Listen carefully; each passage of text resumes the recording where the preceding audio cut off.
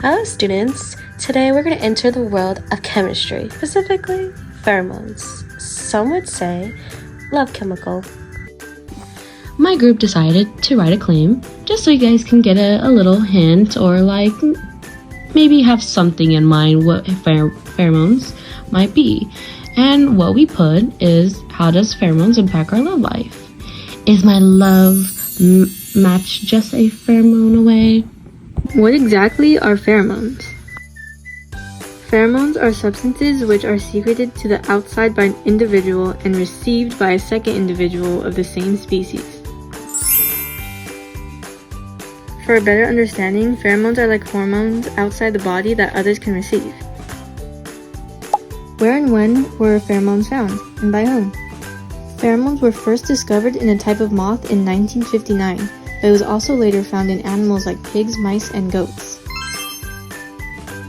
Pheromones were discovered by Adolf Butenandt, who studied chemistry at the universities of Marburg in Germany. Now we'll be learning how pheromones work in the body or small businesses. When it comes to the human body, for pheromones, they control our growth, mood, and sexual functions.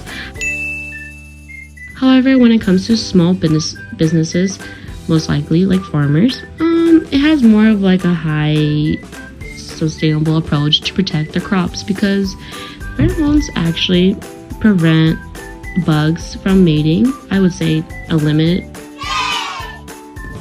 What are the pros and cons to pheromones? Well, for the pros, the most biggest one is of course reproduction. This one, it helps you kind of find like your lover, basically a mate. And for mood exchangement, that one, it's supposed to when you're in the mood, it's supposed to actually help you like relieve bad feeling and like kind of like depression and all that, like whew. And then the next one is improving mood and focus. This one actually just improves with men or like women listening more, paying attention to their partner more. And then same with improving conversation. This one is for mostly men. When it comes to pheromones, they like improve more in conversations. Now for the cons, so luckily there's only one con for pheromones, so thank God. The only problem is pheromone perfume, which for some of you, if you don't know what that means, it's just perfume. Some people can handle perfume and some can't. So what happens is, of course, allergic reactions, like discomfort when it comes to pheromone perfume. Luckily, it's only some, not all, so that's a good thing. Alright guys, how is the chemical used as a medicine or a toxin? Well, sadly, pheromones cannot be used as a medicine or a toxin. It is physically impossible. How does your chemical cause or prevent disease? Well, the answer to that question is, you should use pheromone perfume in order to smell good. Smelling good makes people gain confidence, and it also attracts people to them. So if you're looking to attract someone, perfume is your go-to. Why would an industry want to use this chemical? Well, in crop protection, artificially produced sex pheromones draw male insects away from real females. This reduces the insect population without completely wiping them out or harming them. Now we'll be showing some professionals who might know a bit more about pheromones. Okay, can you smell pheromones? If you can, what does it smell like? I don't think we have the ability to smell pheromones, at least consciously, maybe subconsciously. But I think other animals have something, I don't know what it's called, but something in them that they are able to like, sense those pheromones. But I don't think we consciously, maybe unconsciously, I'm not sure. But yeah. I don't know if people give off pheromones. I know that certain insects and animals do. And I feel like those animals can feel or smell those pheromones and they're attracted to them. I don't know specifically if it happens in humans. So I feel like we can't really smell pheromones in a sense, like how animals do. It's more like we could like feel it.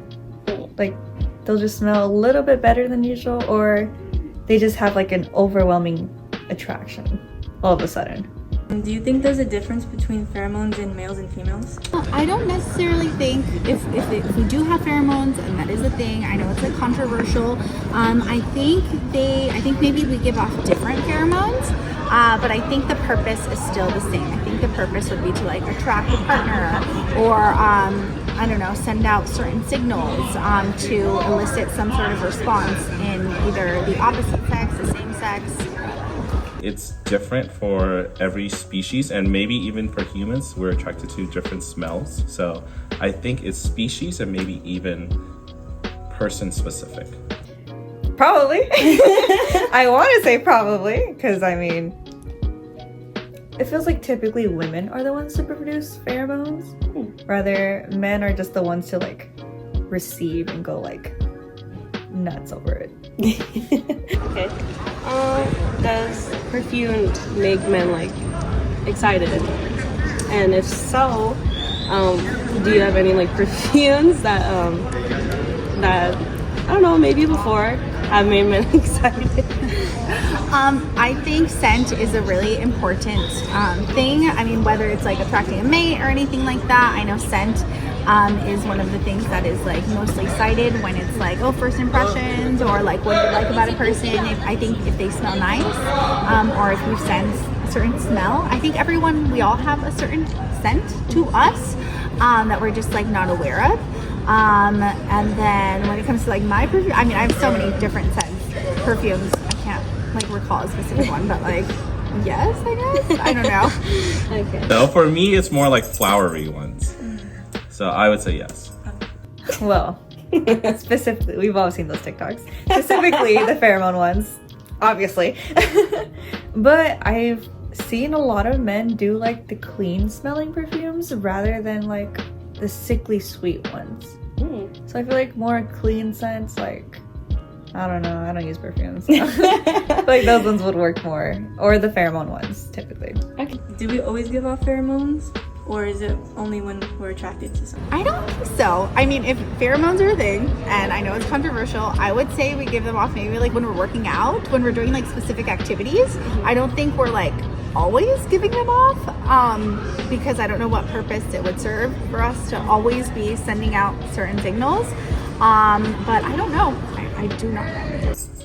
That's a good question. I think when a species reaches like the age that they're ready to like have intercourse and have kids, that's when they would start releasing pheromones, when they're actively looking for a mate. That is a good question. I feel like we always give off a little bit. Kind of like how we have our own scents, almost. And I wouldn't know about the last part. It's fine. Do females pheromones only attract males? I mean, I don't know. I would assume they would ideally attract whatever partner you are trying to attract, but I don't know, because I don't know the science behind it and how that works. And I think that's why pheromones are such an interesting, controversial topic, because there's no way to like actually measure. I think there's a lot of advertisements out there. I've seen them like online for like perfumes that can like attract a perfect mate or things like that, but I don't know like the science behind it, so I'm not sure. I don't remember the study that I've read, but I think so, where they had like a bunch of guys like wear a shirt throughout the day, and they had like girls smell it, and they would rate it on attractiveness. So I do believe that there are sex-specific pheromones. I feel like it depends. Because if we're talking about like pheromones in general, I feel like we could feel when other women are more distressed compared to men. Or like when they feel like more scared. You know how like women like bunch up? Yeah. It's kind of like she doesn't look comfortable, or like you could just feel like something's off. Okay. I feel like it's something like that for females, and like attraction's typically only for males. Okay. Do you know why we feel that way?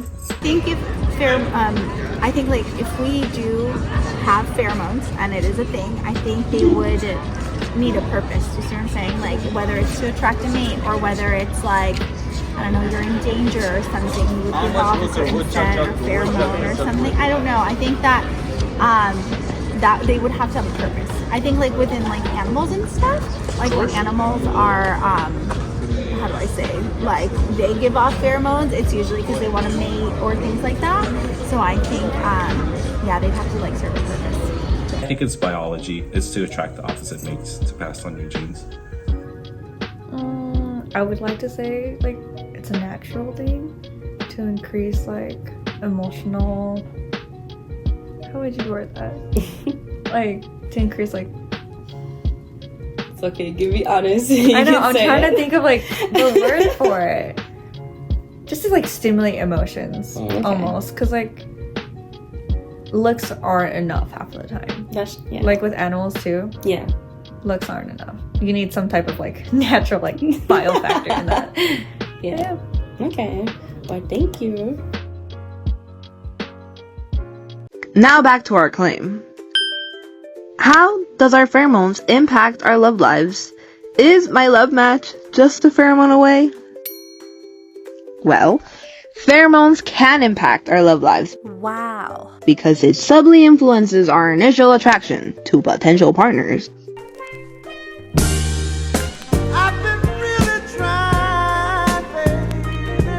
Potentially playing a role in love at first sight by triggering subconscious responses based on the scent of another person, thus influencing our perception of their attractiveness and increasing the likelihood of pursuing a romantic connection. However, the exact mechanisms and extent of this impact in humans are still being researched and debated. Now, back to that pursuing a romantic connection. Where's mine? I need to know.